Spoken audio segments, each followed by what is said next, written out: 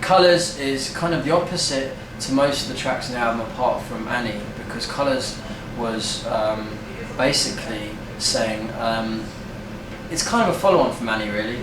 It's like saying that when you've been in such a bad place and you find this person that makes everything amazing, the kind of things that you start seeing and how everything you're doing suddenly feels different and interpreted differently, and the whole idea is that it's a metaphor in the chorus, like now I'm seeing colours flowing through my mind, and it's like, you know, you kind of walk out one day and you see a load of stuff in the street, and if you're in a different mood the next day you can see the same stuff but it means a lot of different things, and it's basically a state of mind, and that's what that song's about.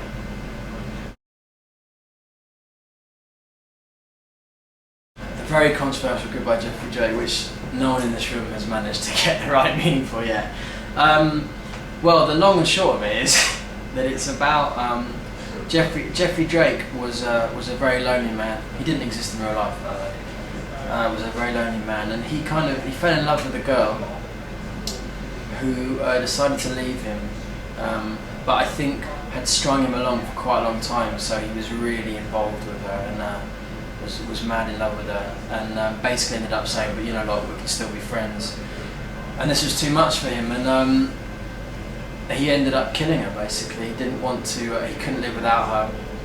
And in the choruses, it says, "But all I wanted was a little love." And it was like, it's kind of like, well, if you'd just been like this from the beginning, maybe I could have found someone else that wouldn't have screwed me up so much.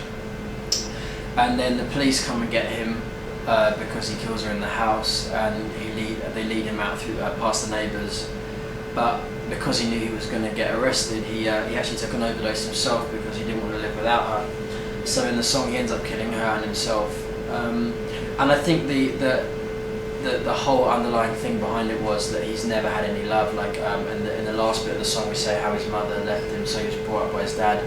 And it's kind of like, if you watch any of the crime programs that I always watch, like there's an underlying theme and those kind of things. I think we were trying to sum that whole thing up in a bit of a story.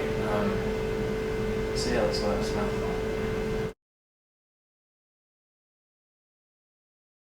Never Look Back was about a girl. This is like a random story. It was about a girl that I used to live in Clapham, and it was about a girl that I saw on the bus. And in the song we've actually called it the 413, but Rick, my manager, tells me that's not what the bus is actually called. I've actually got the, I think it's the 345. Jenny, if you know. I'm not joking. Yeah, and I just saw her on the bus, and I don't know, we just, Never Look Back was kind of like a bit of a fantasy song about, like, you see someone, you're singing the song to them, like, you know, if I had you, I'd never look back, and I'd love you forever, and kind of like, I'd do anything for you. It's just a bit of a, I don't know, you know, you see someone suddenly and you want to tell them stuff, I suppose, and I did it in a song.